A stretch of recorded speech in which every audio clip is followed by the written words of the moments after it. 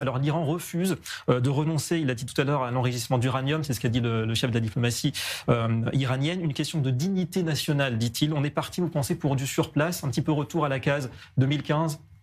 Oui, alors la dignité nationale, d'après l'Iran, c'est la possibilité, la capacité de pouvoir détruire et anéantir l'État d'Israël. C'est ça leur soi-disant dignité.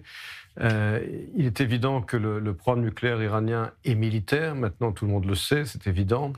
On se dirige, je pense, vers un scénario dans lequel, en réalité, dans les 3 prochaines années, en tout cas sous la présidence de Donald Trump, les Iraniens savent très bien qu'ils sont sous l'œil très attentif des États-Unis et d'Israël. Donc il faut s'attendre à, je dirais, une rhétorique très militante de la part du leadership islamique iranien.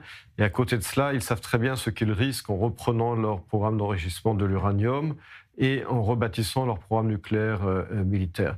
Donc je pense qu'il va y avoir un écart énorme entre la rhétorique et les actions de la République islamique, ce qui ne signifie pas évidemment qu'Israël et les États-Unis doivent se reposer sur leur laurier. Il faut rester très très attentif aux activités nucléaires de Téhéran. Effectivement, leur programme nucléaire affaibli, les proxys aussi affaiblis. À votre avis, c'est quoi en ce moment la stratégie iranienne face à Israël ? C'est d'armer, par exemple, les terroristes, des groupes terroristes ici en Judée-Samarie, encore à Gaza, tentés peut-être aussi par le biais de la Syrie ?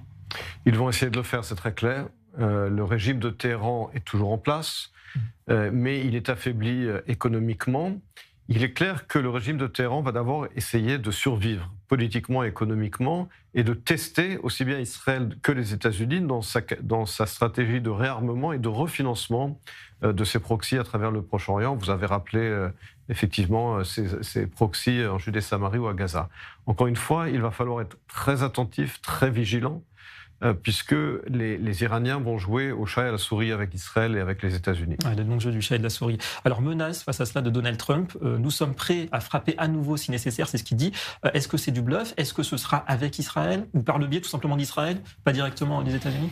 D'abord, aussi bien Israël que les États-Unis ont prouvé que l'option militaire, ça n'était pas du bluff. Évidemment, ça fait plus de 15 ans que l'on parle de l'option militaire et que j'imagine que plus personne n'y croyait, dont effectivement la République islamique. Heureusement, cela a été prouvé il y a maintenant un peu plus d'un mois, que l'option militaire est réelle, ça n'est pas du bluff, et les Iraniens savent très bien le prix qu'ils ont payé.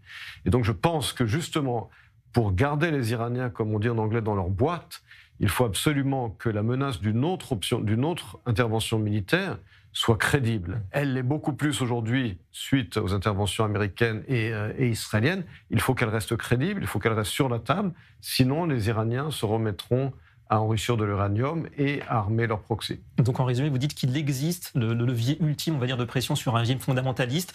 Les sanctions, ça n'a pas marché. Le militaire, oui. Je ne dirais pas que les sanctions n'ont pas marché. Je pense qu'il faut évidemment maintenir les sanctions, voire les renforcer. Sauf qu'évidemment, le problème des sanctions, c'est que pour l'instant, elles ne sont imposées et respectées véritablement que par les États-Unis et leurs alliés immédiats.